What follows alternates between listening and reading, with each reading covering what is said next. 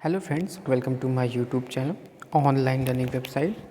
दोस्तों, आज हम लोग बात करेंगे स्ट्रेंथ ऑफ मटेरियल के इम्पॉर्टेंट ऑब्जेक्टिव क्वेश्चंस के लिए, जो कि आपके एग्जामिनेशन प्रिपरेशन के लिए काफ़ी इंपॉर्टेंट हो सकते हैं। बात करते हैं फर्स्ट क्वेश्चन की ओर। Whenever some external system of forces act on a body, it undergoes some deformation and the body undergoes some deformation. It sets up some resistance to the deformation. This resistance per unit area of deformation is called, ये क्या कहलाएगा आपको बताना है इसका answer. This resistance per unit area of deformation is called, क्या होगा right answer? इसका राइट आंसर होगा स्ट्रेस। स्ट्रेस कहलाएगा इसका राइट आंसर। नेक्स्ट क्वेश्चन की तरफ बढ़ते हैं। नेक्स्ट क्वेश्चन कह रहा है कि the unit of stress in SI unit, आपको बताना है एसआई यूनिट्स, स्ट्रेस की एसआई में क्या यूनिट होगी। तो इसका राइट आंसर हो जाएगा डी, यानी एनी वन ऑफ दीज, यानी newton per M M square भी, kilo newton per M M square या newton per metre square. These are the right answer. Next question पे पढ़ते हैं।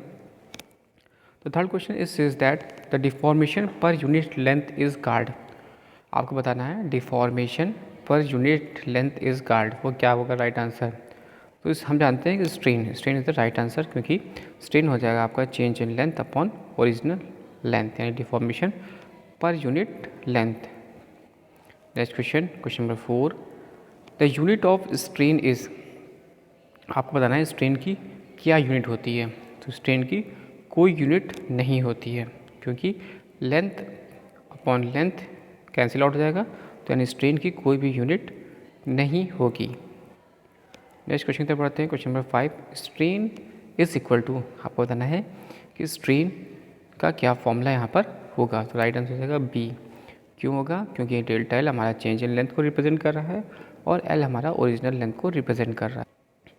The next question is, when a body is subjected to two equal and opposite pushes, as a result of which of the body tends to reduce its length and the stress and strain induced is compressive। आपको बताना है कि यह statement जो है वो true है या फॉल्स है। तो राइट आंसर हो जाएगा इसका ट्रू। ये जो आपका स्टेटमेंट है वो ट्रू है। नेक्स्ट क्वेश्चन, क्वेश्चन नंबर 7 कह रहा है कि when a body is subjected to two equal and opposite pulls, यहाँ पर क्या है? पुल्स है। As a result of which the body tends to extend is length, the stress and strain is induce in. तो आपको बताना कि stress and strain induce is क्या होगा? क्योंकि पुल है तो यानी टेंसाइल स्ट्रेस होगा और टेंसाइल स्ट्रेन इसके अंदर डेवलपमेंट होगा। The next question is, when a body is subjected to of two equal and two opposite force acting tangentially, कैसे लगा? टेंजेंशियली लगा है across the resisting section, as a result of which of the body tends to shear off across the section, the stress and strain is induced। अब बताना है क्या होगा इसका आंसर।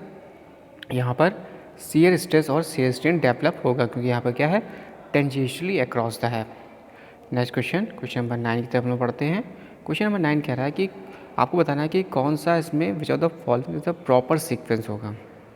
इसमें प्रॉपर सीक्वेंस क्या होगा ये आपको बताना है। तो इसमें होता है proportional limit, elastic limit, yielding failure. पहले होगा प्रोपोर्शनल लिमिट आता है, जैसे स्टेशन डायग्राम देखते हैं, प्रोपोर्शनल लिमिट होगा, फिर इलास्टिक लिमिट, फिर यील्डिंग एंड फिर देन फेलियर। तो ये इसका करेक्ट आंसर होगा।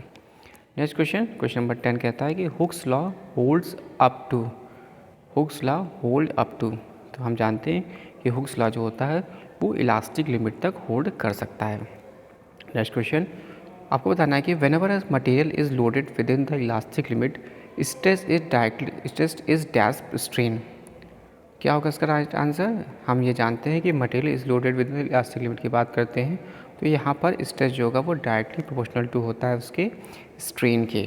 Next question, the ratio of linear stress to the linear strain. अब हमें यहाँ पर देखिए बात कर रहा है कि linear stress to the linear strain का रेशियो बताना है। लीनियर स्ट्रेस है और नीचे की ओर लीनियर स्ट्रेन है, तो लीनियर स्ट्रेस और लीनियर स्ट्रेन का जो रेशियो होता है वो कहलाता है मॉडुलस ऑफ इलास्टिसिटी। तो हमें ध्यान रखना है कि मॉडुलस ऑफ इलास्टिसिटी क्या होगा? Linear stress upon linear strain की जब बात करेंगे। The next question, question number 13 is that unit of modulus of elasticity. Modulus of elasticity हमने देखा कि लीनियर स्ट्रेस है और लीनियर स्ट्रेन है, तो यहाँ पूछ रहा है कि unit of modulus of elasticity is क्या होगा। तो राइट आंसर इसका हो जाएगा D stress pressure and modulus of rigidity. Stress pressure and modulus of rigidity is the right answer. Question number 14 तरफ आगे बढ़ते हैं तो ये पूछ रहा है कि when the change in a length take place the strain is known as. अब हम यहाँ पर बात कर रहे हैं when a change in length take place the strain is known as, तो इसका सही आंसर हो जाएगा ए यानी लीनियर स्ट्रेन। नेक्स्ट क्वेश्चन 15 कह रहा है कि जो चेंज इन लेंथ है ड्यू टू द टेंसाइल या compressive force acting in a body is given by, तो क्या इसका फॉर्मूला बनेगा? तो इसका राइट आंसर हो जाएगा ए, इसका राइट आंसर हो जाएगा B, that is PL upon A. P हमारा क्या हो जाएगा? पी हमारा टेंसाइल या कंप्रेसिव फोर्स जो लगेगा, एल हमारी ओरिजिनल लेंथ हो जाएगी, ए क्रॉस सेक्शनल एरिया हो जाएगा और ई हमारा यंग मॉडुलस ऑफ मटेरियल हो जाएगा। Thanks for watching and sharing.